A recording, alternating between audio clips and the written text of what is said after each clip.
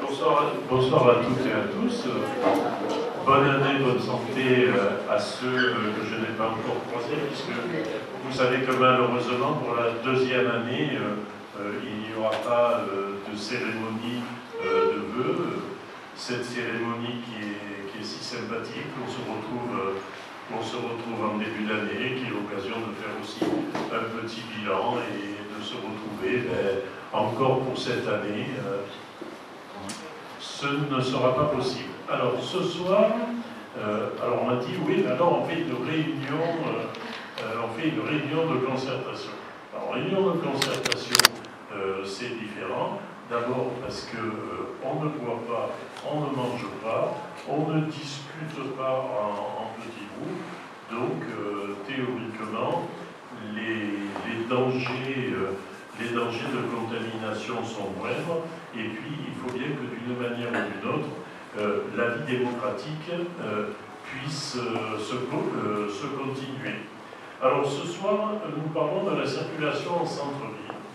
Donc je voudrais rappeler que c'est un projet qui est sur les fourneaux depuis plus d'un an. Je rappelle que nous avons concerté avec l'association des commerçants, que nous avons concerté avec les élus minoritaires, qu'ensuite nous avons lancé pour le public une concertation par Internet, qui a eu d'ailleurs pas mal de succès, et qu'on a doublé par une concertation papier avec le support de Vakil ou Bausen, justement pour ceux qui n'utilisaient pas Internet. Donc maintenant, on est arrivé au terme de cette consultation.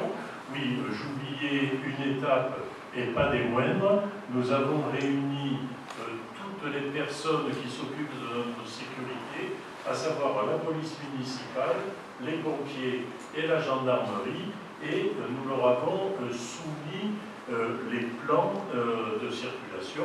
Et d'ailleurs, à l'issue de cette réunion, nous avons modifié des plans. J'expliquerai un petit peu plus en détail lorsque le plan s'affichera, et notamment des zones de sens unique de voiture où l'on comptait faire un double sens cyclable.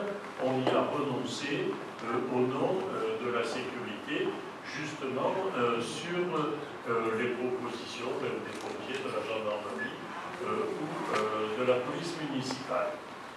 Donc, avant de passer, de projeter le plan qui est maintenant définitivement arrêté, et de parler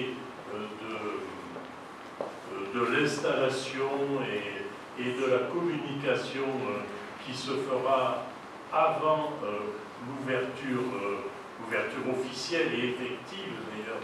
Pas officielle, c'est pas le mot, l'ouverture effective, parce qu'au moment de l'ouverture effective, il faudra que tout le monde soit bien prévenu si on ne veut pas qu'il y ait d'accident. Donc, dans un premier temps, Hervé Thébault va rapidement rappeler, pour qu'on sache de quoi on parle, le principe de ce qu'est une zone 30 et ce qu'est une zone de partage à faire. Et puis après, on projettera notre projet.